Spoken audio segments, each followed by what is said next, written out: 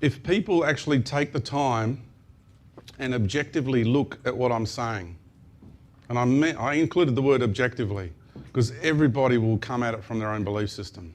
It's habitual, we can't help it. I do it, right? Because you could say that's your belief system, George. And I work very hard at making sure it's not an egoic belief system. I'm a realist and I'm objective, but I'm a defender of the truth. So there's times when I speak where my inner warrior comes out and I get very, very stern in my expression. It comes from passion, but I'm also defending humanity in that moment, because I'm speaking on so many levels of life. I'm not just talking to you here in this room. I hope you can understand that. Yeah, you understand that. Yes, thank you. Okay, there's a lot more going on this planet than people realise.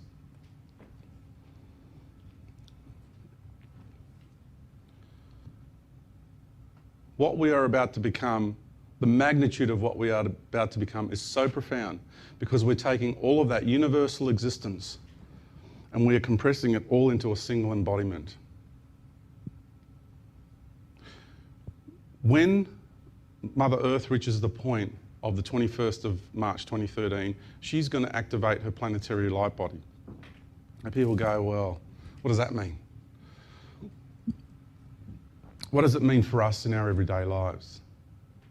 What does it mean for me? You know, I've got a job, I've got a car, house, family, career. What does it mean? What does ascension mean? What's this ascension thing everybody talks about?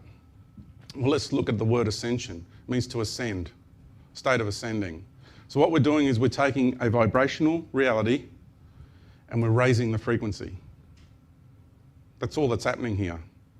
And on a mechanical level, what does that mean? Well, it means that atoms will spin faster. It means the molecules will vibrate faster, because that's what determines dimensional realities, by the way, for those who don't understand that. Because when I've travelled from this reality and I've gone to other realities and spaceships and other planetary systems, everything vibrates different. You just go into a ship and you're in there with ETs in their reality. That craft itself has its own vibrational pattern. My atoms spin differently, my molecules vibrate differently. And when I get put back, sometimes it took days to recover. I'd be in agony for days. So it's understanding that. When you go to another planetary system, it vibrates differently. Some planetary systems were comfortable, some were uncomfortable. Some were vibrating closer to the paradigm of Mother Earth, some were not. Mars I didn't like.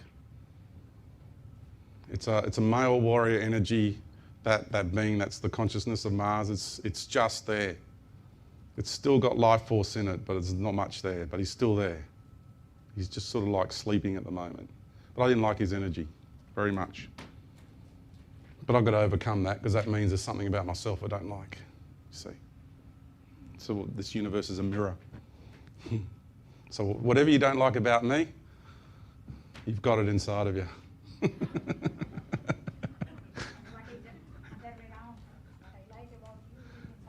Yeah, and what I like about all of you is all the love inside of me. Yeah, thank you. And so, why is Mother Earth about to do this? Because at the very end of this process, the whole idea of becoming a universal creator, we're at the end of that very long process. And when she becomes a being of light, so do we. It's a symbiotic process.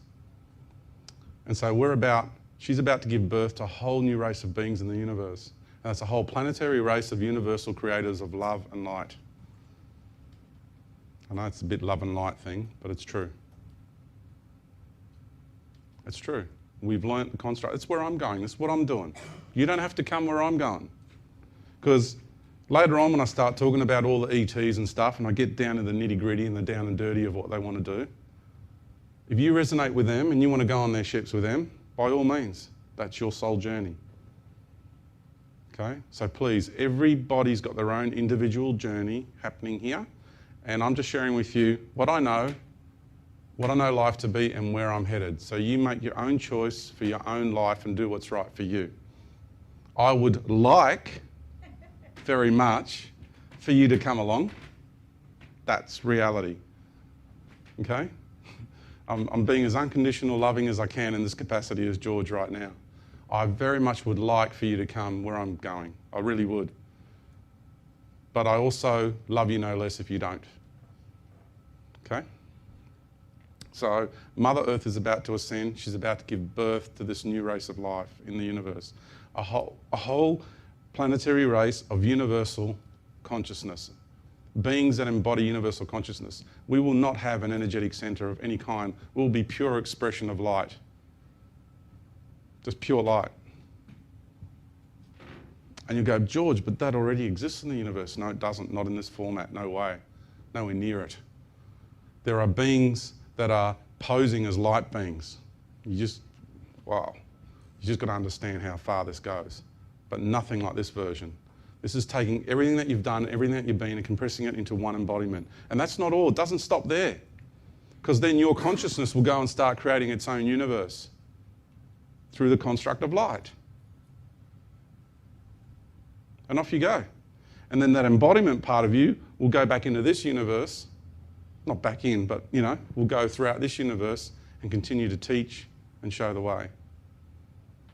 So the story does not end. This ascension thing is not final destination.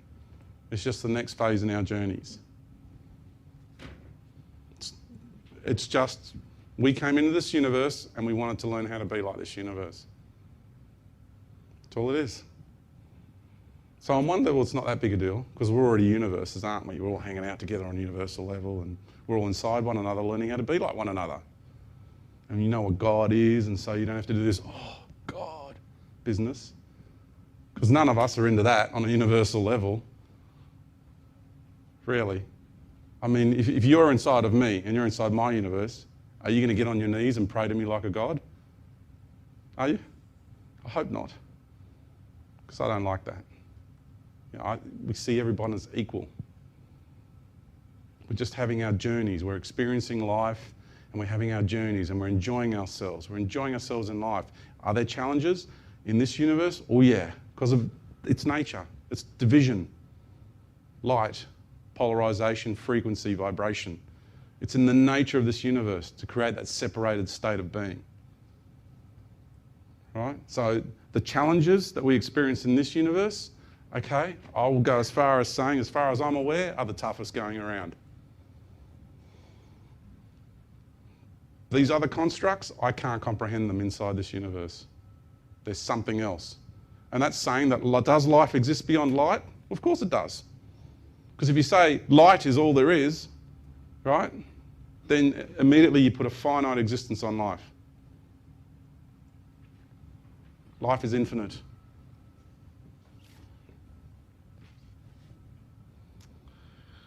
Okay. I've got some images there because there's a lot of people at the moment who are feeling Mother Earth. They really are. And there's just some wonderful expressions that are happening because, like I said, I'm not into goddess worship, but I honour, I acknowledge, and I respect the fact that I'm living on this being we call Mother Earth, on this wonderful woman who had the courage, and I'm going to get into some real hard nitty-gritties here, okay? I hope you don't mind, but I'm going to just get a little bit serious here for a moment because I need to. Not just for you in this room, please, okay? Can you understand this is not just for you in this room? But there's something I need to share with you that's very, very important. And that's understanding the male and the female energies and that being that we call Christ, and I'm not being religious here because I'm not into churchianity, but I understand Christianity, okay? I understand Christianity.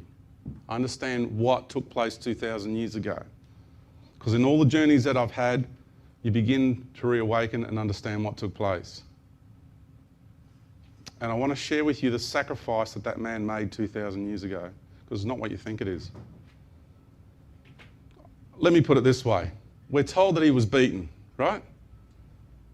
He was beaten. That's what we're told. So what? I've been tortured in this life. This is where I got this understanding from. You know, when you're being tortured, you go through a lot of stuff within yourself. Like you go to places you never thought you'd go. I've been tortured by the shadow government, I've been tortured by the ruling elite, and I've been tortured by extraterrestrial races. So I know what I'm talking about. I know what happens to you when you're in that state. I suffered post-trauma throughout my life. So I know what I'm talking about. And psychologists and psychiatrists can say whatever they like, but they are programmed zombies. And only some psychologists and some psychiatrists are actually now understanding and beginning how much life exists beyond the mind. Because what is the mind? Let's get real here, okay? I said I'm a realist. What is the mind? The mind is the software package of the brain. Your brain is a biological computer. It's a biological transceiver. The mind is the interface for your higher consciousness to interface through your mind, through your ego, to this reality. That's all it is. But because this is the microcosm of the macrocosm, our mind is also a labyrinth, because all possibilities and outcomes are here. So therefore, the human mind on planet Earth is also an infinite labyrinth. So that's why you've got to be very careful with what you choose to believe and where you choose to go in life and what you choose to think. I have been through this process on very deep levels, to the nth degree. Throughout my life, have people tried to tell me that I'm crazy. And they just don't realise how programmed they are. They don't realise how their minds are contained within such a small paradigm of reality. Because what I'm sharing with you here is beyond the mind. It's into the essence and the core of your being, into your heart, into your true connection with life and the universe. So people can say whatever they like about me, but they have no concept of the magnitude of my experiences. And that's what frightens people out there about me. People in authority, positions of authority, right? They're very, very frightened of me because they know how much of a threat I am to their status quo. They really do know that.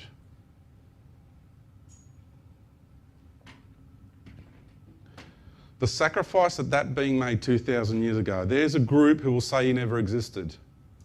Because who is he? Who was Buddha, by the way? I won't just focus on one incarnation of this one and the same consciousness. Did you get what I just said? In this life, I'm called George. In this life, Cynthia's called Cynthia. What was she called in a previous life? What were you called in a previous life? You had a different name, right? You grew up in a different culture.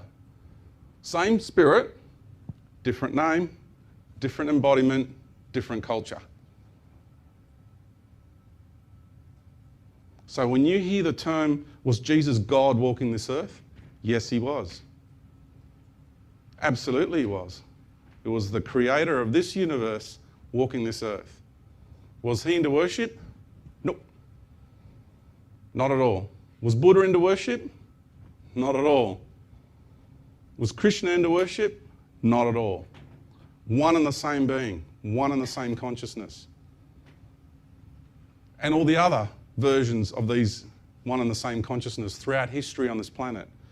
Did Jesus only ever come once to this planet? Yes, he did, as Jesus. I've only been here once as George.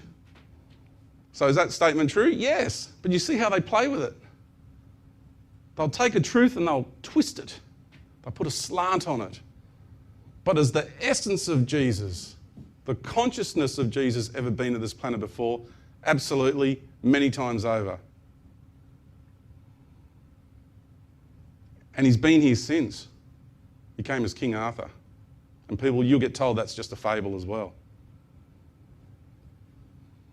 And yes, the round table was at Stonehenge. And yes, it was a reunion of the 12 apostles. And who are the 12 apostles anyway? They're the 12 archetypal personalities of the Creator. Anyway, let's get back to the sacrifice, because this is so important. This is what people don't know. I'm giving you the truth, the hidden truth. This is underneath the Vatican here.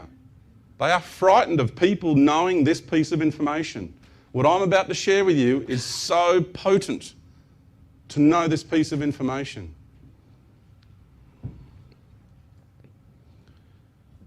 Jesus is the walking incarnation of the Son of God. Not S-O-N, but S-U-N. They like to twist things. Buddha was the walking incarnation of the sun. So was Krishna, the light of the world. Both metaphorical and literal.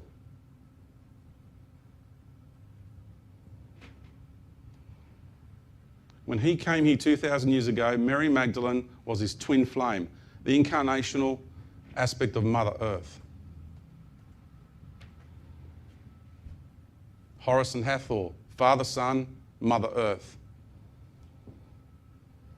So many cultures have the same thing. But what do? They call Mary Magdalene a prostitute. How convenient. Why would they do that? Ask yourself, why would they do that? Why would she get put down like that? Who is she to be put down like that? Why are you taught to glorify the masculine, and why is the feminine called a prostitute? Because if you are a galactic cabal and you want to control a planetary population, what you must do first of all is control the energetic patterns and the essence of the consciousness of that planet. So if you want to control humanity here, control the feminine.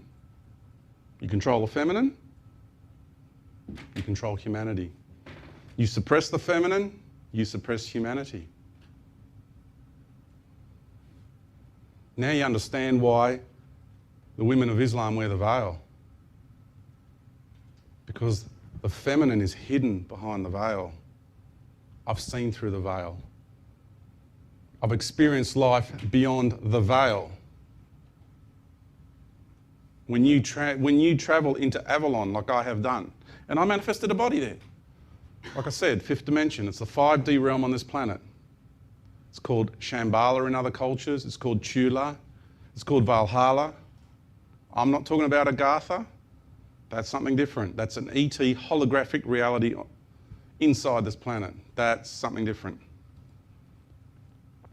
If you're not used to traveling in different realities, you go there, you're just going to think it's heaven. It'll be so wondrous. Because the foundational frequencies of that reality are designed to stimulate you. And I didn't like it, because I've already got the connection to the higher frequencies. And so when I went there, and I'll say, James Redfield, you're a legend, because he's the only one that I've ever seen anyone write about Shambhala, and he said predominantly the beings in Shambhala are feminine. And I thought, good man, he knows. People think he's just writing stories, but he knows. Because the fifth dimensional realm, Avalon, Shambhala, whatever you want to call it, is the realm of the mother, is a higher aspect of herself on this planet. And yes, the beings there are predominantly feminine. And I went there and I had meetings there, and everybody's preparing for the great change and the great shift that's going on here. And like I keep telling you, everyone else knows it's going on, and you're just being treated like mushrooms. It's all this I'm sharing with you, it's no news to anybody outside of this reality. And so Mary Magdalene and her 12 apostles, which gets largely left out, by the way, or shall we say her 12 high priestesses, right? Which conveniently gets left out.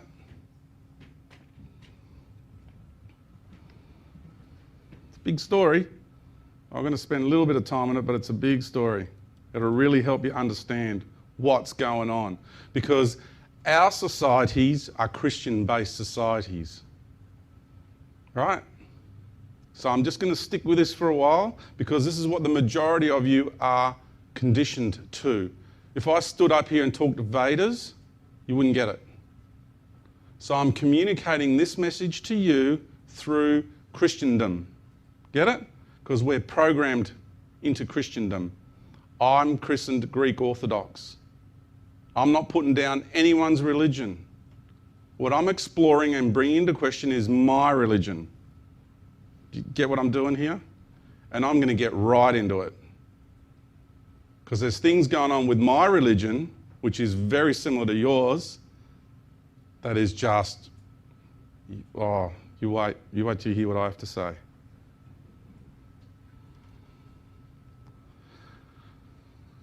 I'll go to this image. This one's a good one.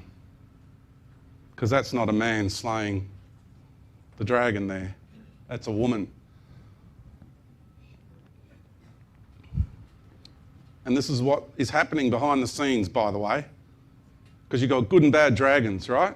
But there's a nasty group of dragons who are not very kind to Mother Earth at all. This is what's happening. This is where I did my talk in Barcelona. I didn't know. We're just walking into the foyer of the building, and this was just hanging on the wall. And I thought, I've got to take a photo of that. How appropriate. How appropriate. The timing was beautiful. It's a great tapestry, that.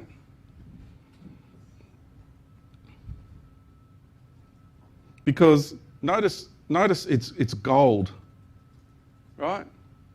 Notice the colour, right? Because if you were to see a being showering you with golden light right now, what would you think?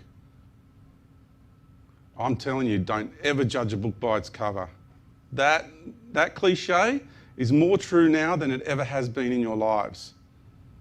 Because there are beings that are coming here and they are going to play the charade on humanity like you wouldn't believe. It's already happening in all the secret societies and all the ruling elite groups behind the scenes. Who they're in contact with in their little secret rituals that they do would absolutely shock you.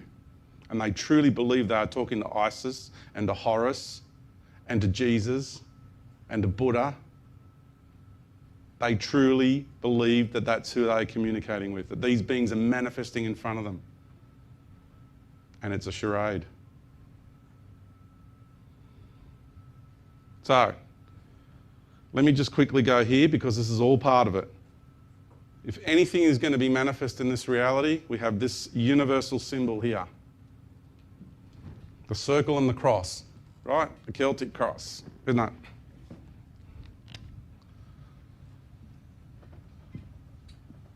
Right, you've all seen that. Okay. The four basic energetic streams of manifesting anything: feminine energy, masculine energy, love, and knowledge. That's it. At the very top end of the universe, they're the four that make everything into existence. Everything. 4 flavours of life. Your I am presence exists via that construct because you exist in the middle. In there, it's eternal, the intersection there. All right? And then when you start manifesting life in the 7th dimension, these principles come into play out there. So,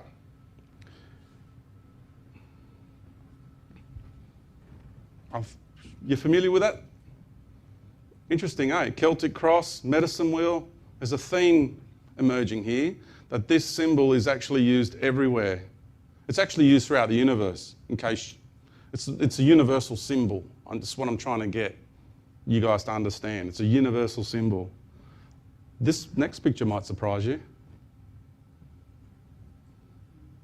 Bet you didn't know the Aborigines use it. How about that? It's very important for the Australian Aborigines. And look what this elder called it. The Mayan waterhole. How about that? The Mayan waterhole. The sacred waterhole of the Aborigines. What does that mean? It doesn't just mean a pond on their land. It's sacred for them.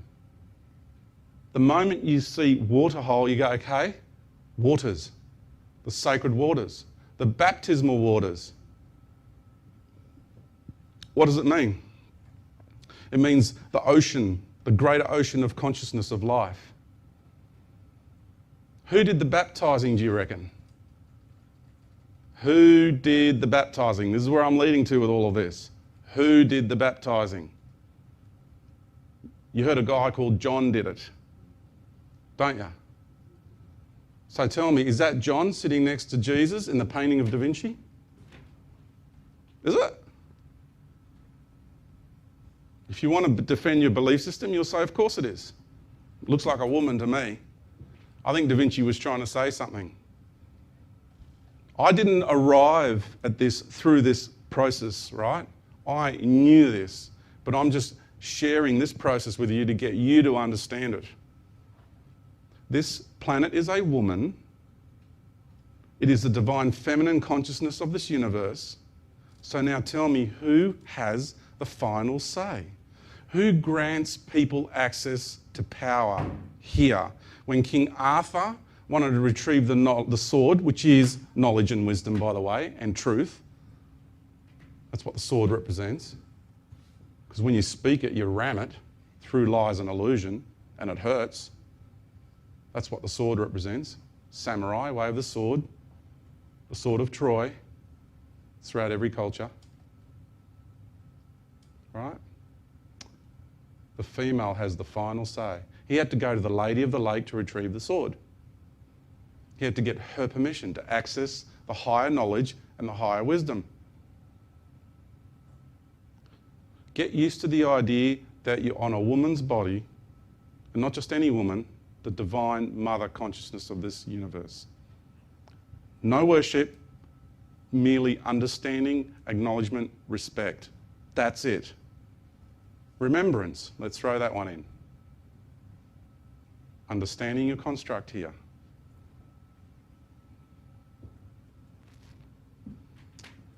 I know we're going to go for a break, but I'm just going to take this a bit further, if you don't mind. Is that okay? Yeah? Because I want to get into the sacrifice of Jesus. If Jesus was the walking incarnation of the Son, then what did his death mean? Because when I look at it from the point of view of he was beaten and he was the universal consciousness and he died to show us that he can die as a mortal man, right? Because I don't believe the church's version of events, right? In the fact that I know he was crucified, I know that much, because he was nailed to the cross, right? Wasn't he? He was nailed to the cross.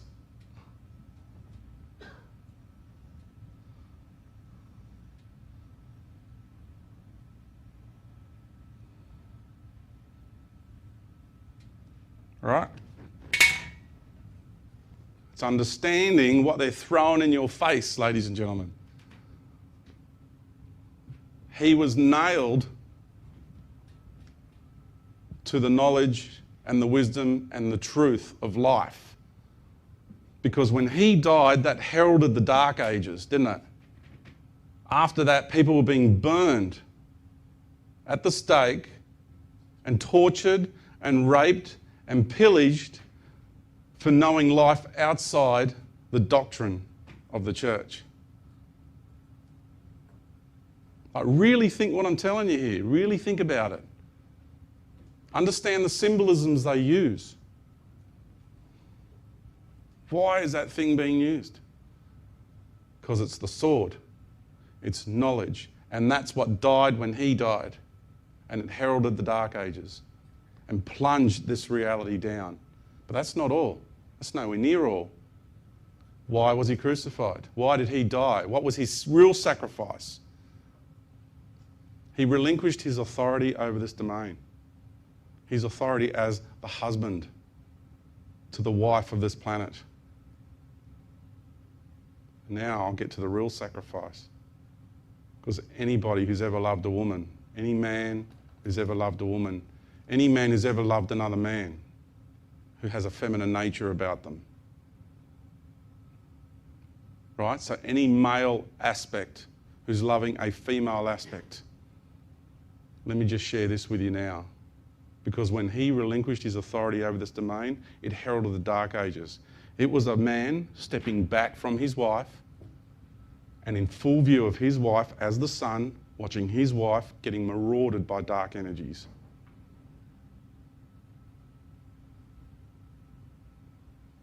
That is the true sacrifice.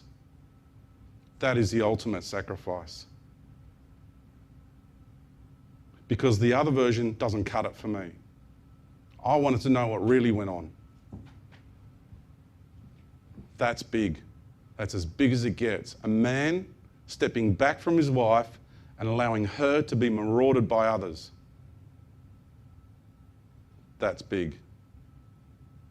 And if you understand the consciousness of this planet, you understand the consciousness of the sun, and you understand what they have done for us. What they have done for us. She volunteered to be raped and plundered and pillaged and tortured for eons of time. And in this last end of this cycle, so intensely. And she knew her husband was going to step back and just let it happen.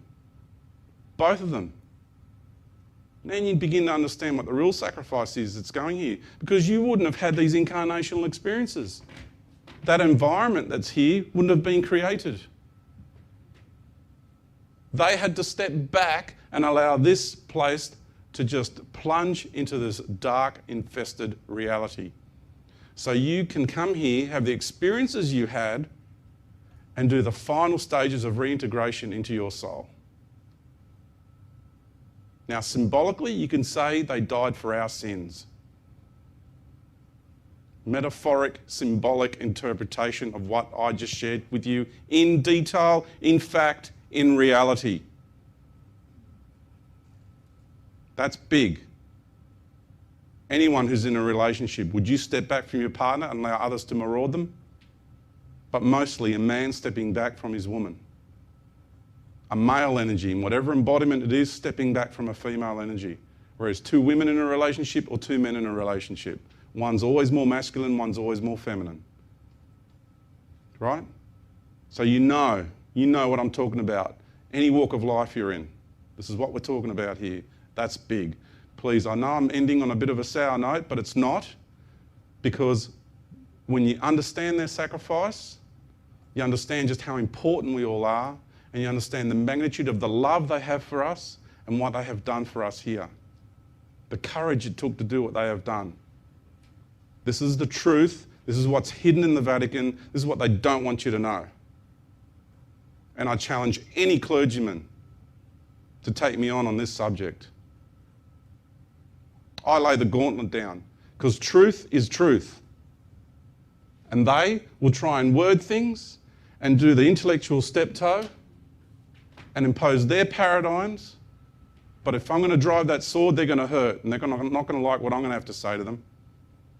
Because there's a whole lot more where that came from.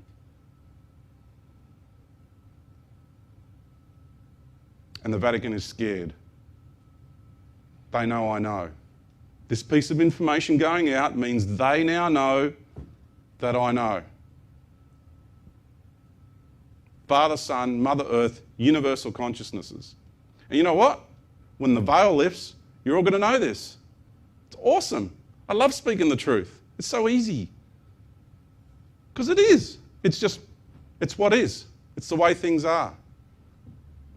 So now all of a sudden, I'm feeling the room. I'm feeling your consciousnesses. I'm feeling your energies. People freaking out a little bit here, but it's all right. Other people connecting with it. Other people got emotional because they're starting to reconnect with that truth. Okay? It's all right. Just allow yourselves to be. Other people think I'm nuts. It's good. It's healthy. That's the spice of life, the diversity of life. But reality will always be there. It'll never change. Never faltering. It's always there in the background if you want to play with layers of illusion above it. Go for it. Explore. Enjoy. But thank you for listening and have a really good break. And please contemplate what I've just shared with you this time around. Thank you. Thank you. Thank you. And may I just ask, if you're going to applaud, I actually request that the applaud doesn't go to me.